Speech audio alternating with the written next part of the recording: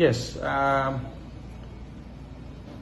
ginpadala sa aton, no? And kita ang nagpadala dito sa kay Mayor. And the Mayor received the letter from RD Pro NIR last Monday. So last Monday is January last week pa. So meaning mga nasubong, mga 9 days na subong. And tiya mo nang ginahulat sang aton nga RD kung who among the nominees will be chosen by our city mayor.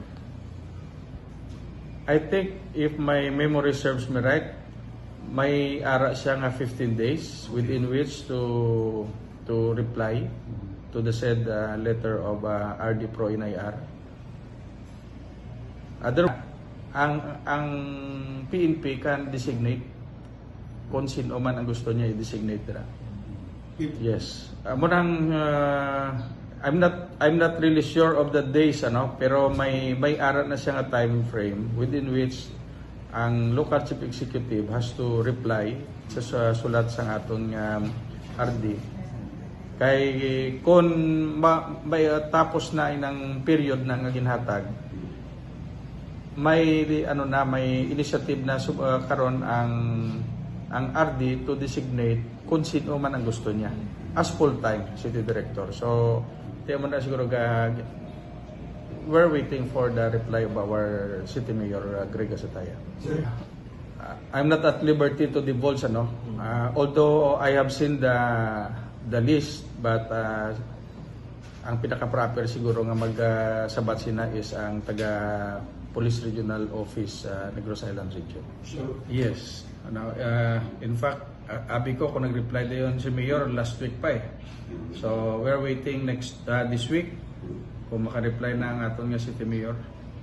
Yes. As soon as may nakahatag na, naka-reply na si Mayor, basi the following day, may turnover na.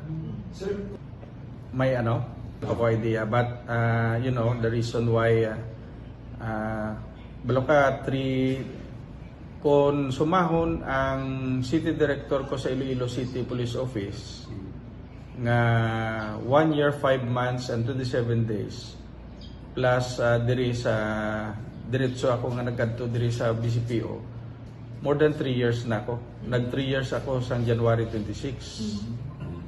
So tiyan mo na, gusto man naton nga matagaan man iban sang opportunity to also serve as a city director of this office. Kag kinahanglan naman naton nga magsaylo sa iban nga pwesto for career development. More than 1 year and 6 months na ako diri. Nag 1 year and 6 months ako sang January 23.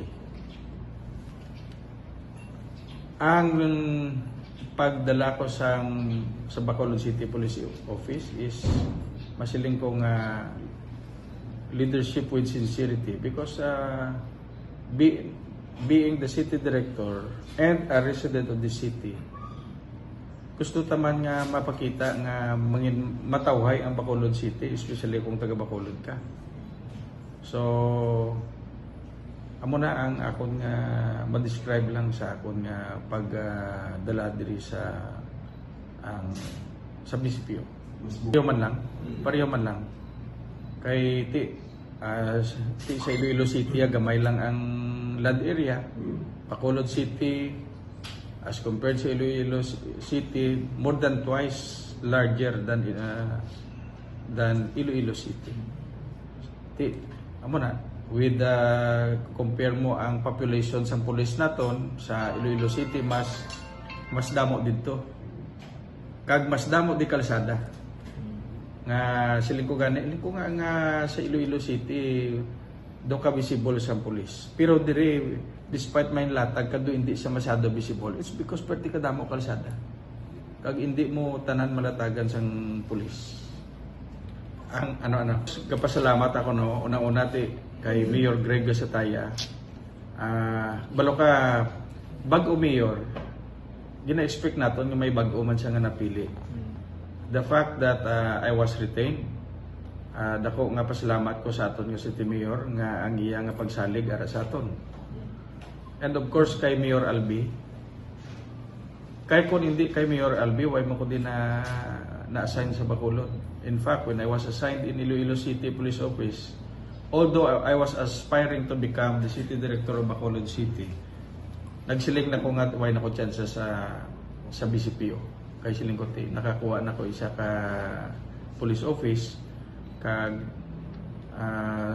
mo na daw ang opportunity nga makaduha ka pagid daw ka talagsalang, but I was very thankful that I was given a chance to serve my own city.